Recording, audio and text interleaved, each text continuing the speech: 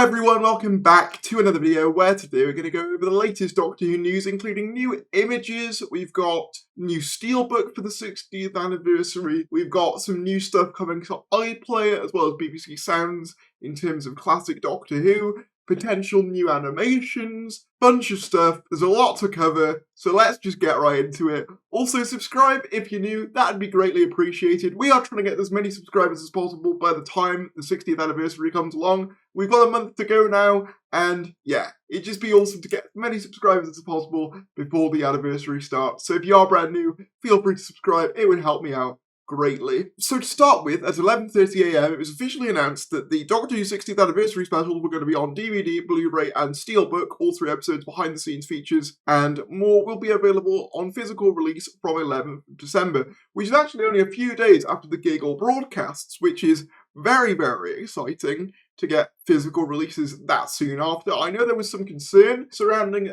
physical releases, what with this Disney deal. However, as far as I could always tell, this was just a distribution deal for streaming. It wasn't going to affect, I guess, physical media sales, I don't think. And plus, the BBC just loves selling us the same few things year on year, so I just couldn't see them getting rid of that as a revenue source, and I'm glad that they're not. But what really caught my attention with this is the sheer amount of special features that it has. Doctor Who 60th anniversary specials available to pre-order on Steelbook, DVD and Blu-ray. Following the 14th Doctor's TV specials to celebrate the Doctor Who 60th anniversary, all 3 episodes will be available for Doctor Who fans to add to their home entertainment collection in December 2023. The 3-disc release, which includes exclusive additional content, will be available for fans to own on Steelbook, Blu-ray and DVD from 11th of December, with pre-orders available today. And then it's a bunch of retailers, not final artwork, as well as starring David Tennant as the 14th Doctor and companion Catherine Tate as Donna Noble, and Neil Patrick Harris, Yasmin Finney, Miriam Margolyes, Gemma Redgrave, and many, many more, etc., etc. Additional content exclusive to the 60th anniversary special release: Rachel Talalay's scene breakdown,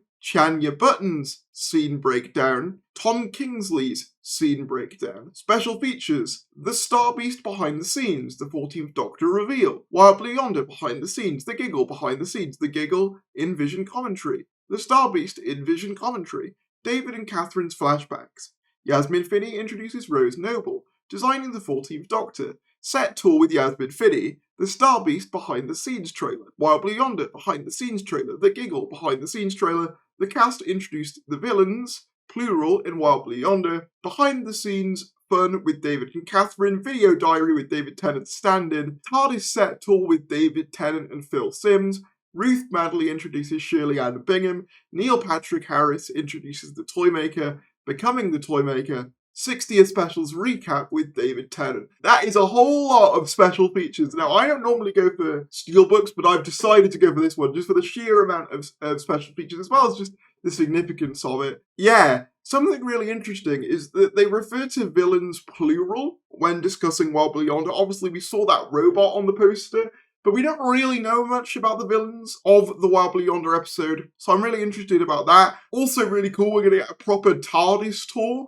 That's something I'm really looking forward to. And yeah, it feels like they've actually gone out of their way to do a lot of special features, which I feel like a lot of recent Blu-ray and physical media releases have been missing, so it seems like Doctor Who's leading the charge to bring those back, which I'm more than happy to see. Now, this was announced a few days ago, and the poster was added just recently. There's a BBC 4 documentary happening on November 1st, at 7:30 PM, which is going to be David Tennant exploring the classic series and kind of comparing his time on the show to the classic show. The November 1st surprise has been revealed, coming to BBC 4 7:30 PM BST, Talking Doctor Who. As part of the 60th anniversary celebrations of Doctor Who, David Tennant travels back in time to the BBC archives to tell the story of the Doctor's classic era in a 60-minute documentary featuring a selection of rarely seen interviews and clips covering William Hartnell's first Doctor through the 7th Doctor Sylvester McCoy. On the way, David compares some of his own experiences with the actors who came before him and shares special archive moments that reveal, amongst other things, how to film a regeneration, which actor was a master of modern gadgetry, and what the factors that help decide how a Doctor selects their costume. We are going to get a full BBC Radio 4 kind of like documentary episode thing of David Tennant going through the past of the show, which is incredibly cool. Bit of a bizarre thumbnail. It's kind of giving YouTuber apology thumbnail with Cyberman, but nonetheless, very cool to see this. And this will also be releasing on the same day as the concert. I believe the concert is either going to play before or after this. So we're having a lot on November 1st, as well as the BBC iPlayer drop as well. On the topic of BBC iPlayer drop, they've recently just dropped all of the Doctor Who proms that they have access to, so that's 2008, 2010, and 2013 on BBC iPlayer, which is very, very cool. I'll probably sit down and watch these at some point, as well as Brian Cox's The Science of Doctor Who, which I actually have seen. That was done for the 50th anniversary. I remember that coming out. So yeah, it really seems like they're doing everything for this iPlayer release, which is really, really cool to see, including the single episode of K9 and Company, the kind of failed spin-off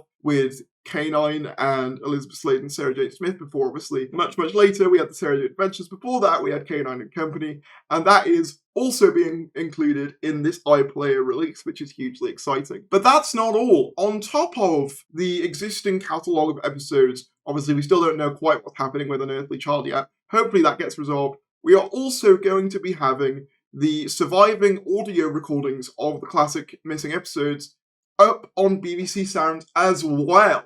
So not only are you getting all of the existing episodes that, we all still have access to, but also the surviving recordings of the classic missing episodes free to listen to as well. So that's just insane that they've decided to go this far with it. They really seem to want to get everything in one place, which is hugely exciting. I hope that they do more of this stuff internationally as well as just in the UK for my international friends. But yeah, this is very cool. The website is up, although it doesn't really say much yet other than talking a bit about some of the stories that'll be included. And then the next thing I wanted to talk about is that there was a solid rumour the other day that the Celestial Toymaker is to receive an animated restoration. I'm taking this from the Radio Times, though it was originally reported on by the Daily Mirror. The classic William Hartnell story is reportedly making a comeback. The Celestial Toymaker is reportedly set to be the next classic Doctor Who story to get its lost episodes restored in an animated release. The reported restoration looks set to come just in time for the eponymous Toymaker to return for the 60th anniversary specials, which begin airing in 2023, I should say, November. The Daily Mirror reports that episodes will receive an animated release imminently after the original master tapes of the 1966 story were wiped. The fourth episode of the four-part story was the only one in the BBC archives after recording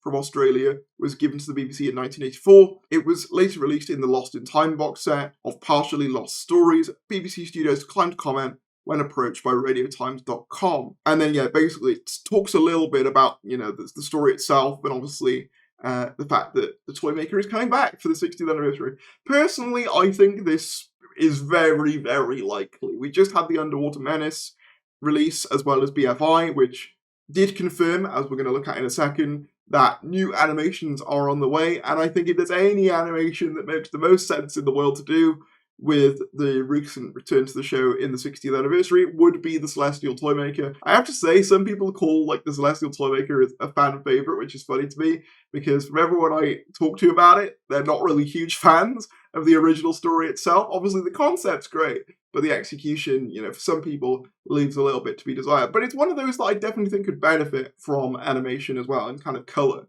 I think. From what I've seen of the Celestial Toymaker, I've only really seen the fourth part, because obviously the other stuff is telly snaps. But I'd really like this. I'd definitely pick this up, and I think it makes perfect sense as a tie-in. So yeah, it was said at the BFI recently that Doctor Who Missing Stories animations to continue, more Hartnell likely. So, speaking at the BFI of the latest animation, The Underwater Menace, executive producer Paul Hembury confirmed there are plans for more, indicating the ambition is to complete the canon and cover all of the missing stories.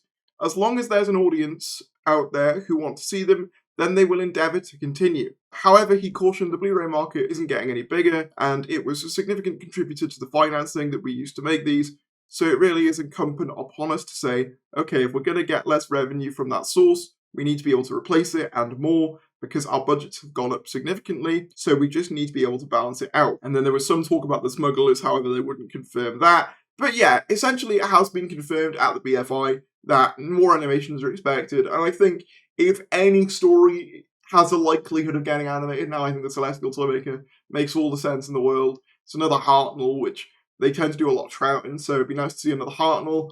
yeah, even though he's not actually in it that much, yeah, I think it'd be awesome to see the Celestial Toymaker be the next one to be animated. Next up, we had some new pictures. Now, unfortunately, these aren't in super high resolution, mainly because they came from Empire Magazine, their Doctor Who spread, which is about 1 page. I have seen the full page, but I'm not going to share it here for obvious reasons, but I will share these images because they've been put up on Twitter by tons of other people. We've got Beat the Meep in what looks to be Yasmin Finney's room, and as other people have pointed out, Yasmin Finney's rose does seem to be a bit of a sort of tinkerer, a bit of a sort of creative in terms of like making things. Bit of a Mr. Maker type. I don't know whether that makes any sense. It did in my head. Yeah, a bit of a craftsman, a bit of a, hobbycraft type person, which is cool. Donna Noble here, what looks to be in some sort of spaceship, judging by the walls here. Possibly, I mean, it's so blurry, it's hard to tell. Maybe the TARDIS, but I mean, that could just be me guessing there. That probably is.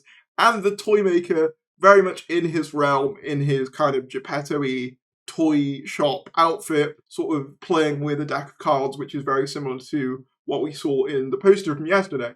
So, yeah, that's very cool to see. We also had Jodie Whittaker just on Good Morning Britain talking about Time, the new show, as well as talking about how she would love to return to Doctor Who if given the opportunity. I'm not going to play the clip for you here because, frankly, I've played clips for ITV before and they've claimed me immediately. So instead what I'll do is I'll get the quote up. This is from the Doctor Who division. Speaking to GMB, Jodie said, "Yes, I keep saying it. I just haven't been asked." And this is in reference to returning. "I only left a year ago. I think storyline rise, the creatives probably want a bit of distance, but I'm absolutely at the glass saying I'm here." She also said like, "Oh, Ncuti Gatwa doesn't need any advice from me, I'll take some advice from him." I must say, a really nice interview. I'm not a huge fan of the era personally, but Jodie's always seemed really nice.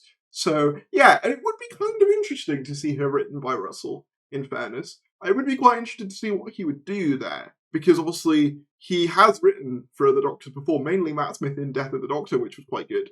So I'd be interested to see if he could do that, but with, like, Jodie, and obviously, we've kind of seen lesser liked Doctors at the time kind of get reappraised through other writers. Obviously, Colin Baker is probably the biggest example of that through Big Finish. So it'd be interesting to see if, like, Jodie could ever get that with another writer. Time will tell, I suppose. Finally, the novelisation for Evil of the Daleks is also out now. It was written by Fraser Hines, and yeah, I thought I'd just make this a wholly encompassing Doctor Who news round segment and include that as well. So yeah, if you want to pick that up, feel free. But that concludes your news roundup for today, unless something else major happens that I have to cover. Hopefully not, because there's been a lot going on. But then again, I'm also really enjoying it. With all that said, thank you for watching, subscribe if you're new, that'd be greatly appreciated, like if you enjoy, and I will see you later.